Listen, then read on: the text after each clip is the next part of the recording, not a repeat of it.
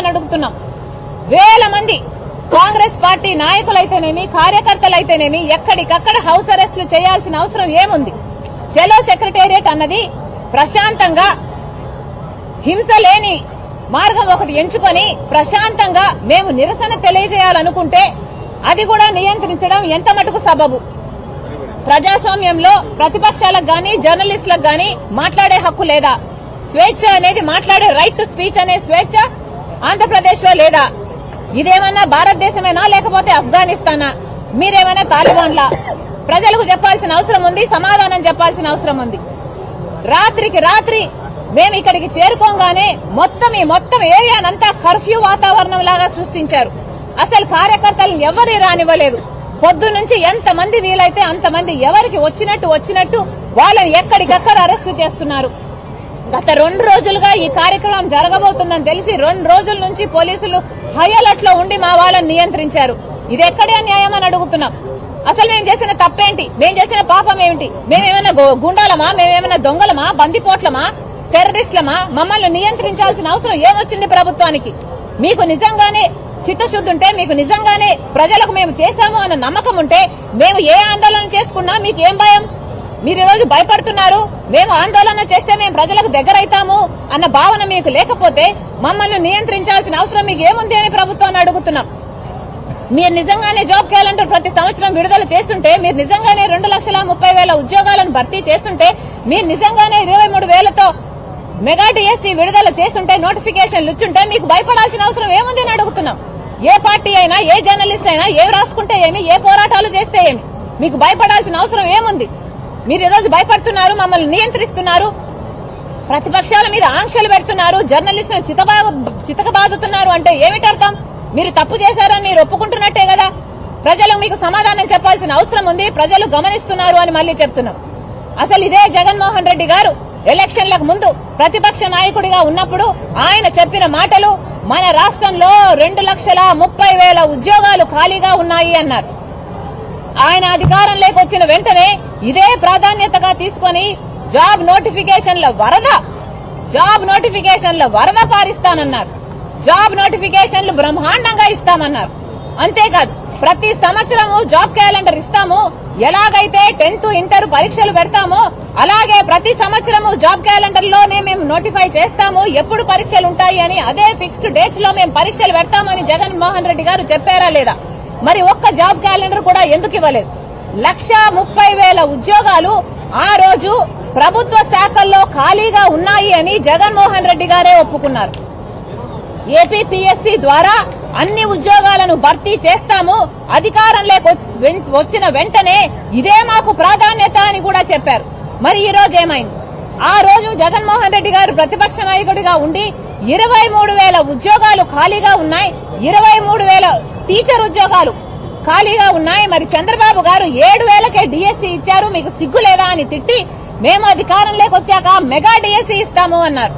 మరి 5 సంవత్సరాలు అయింది మీరు అధికారంలోకి వచ్చి, ఏమైంది మెగా డిఎస్సీ? చంద్రబాబు గారు ఇవ్వలేదు అని హేళన చేశారు, ఎద్దేవా చేశారు, మీకు సిగ్గుందా అని మాట్లాడారు. చంద్రబాబు గారిని ఆ రోజు మీరు ఎన్ని మాటలు అన్నారో ఆ మాటలన్నీ మీకు ఈ రోజు వర్తించవా? చంద్రబాబు గారు జాబు రావాలి అంటే బాబు పోవాలి అన్న స్లోగన్ మీది కాదా? ఎన్ని మీటింగ్లలో మాట్లాడారు? మాట్లాడిన వాళ్ళు ఆ రోజు మీరు చెప్పిన మాట, దేవుని దయ ఉంటే మేము అధికారంలోకి వచ్చినాక మెగా డిఎస్సీ ఇస్తామన్నారు. మరి దేవుని దయ ఉన్నింది, మీరు ముఖ్యమంత్రి అయ్యారు, కానీ మీ దయ మాత్రం నిరుద్యోగుల మీద లేకపోయింది. ఇది అన్యాయం కాదా? మీరు ముఖ్యమంత్రి అయ్యారు, మీకు ఒక పదవి వచ్చింది, మీకు ఒక ఉద్యోగం వచ్చింది, మీ వాళ్ళకందరికీ ఉద్యోగాలు వచ్చాయి, మీ వాళ్ళకందరికీ మంత్రి పదవులు వచ్చాయి. కానీ ఈ రోజు చదువుకున్న బిడ్డలకు మాత్రం, డిగ్రీలు పీజీలు చదువుకున్న బిడ్డలకు మాత్రం ఉద్యోగాలు లేవు. వాళ్ళకు అవసరం లేదా? వాళ్ళు పనులు చేసుకోవాల్సిన పని లేదా? వాళ్ళు బతకాల్సిన పని లేదా?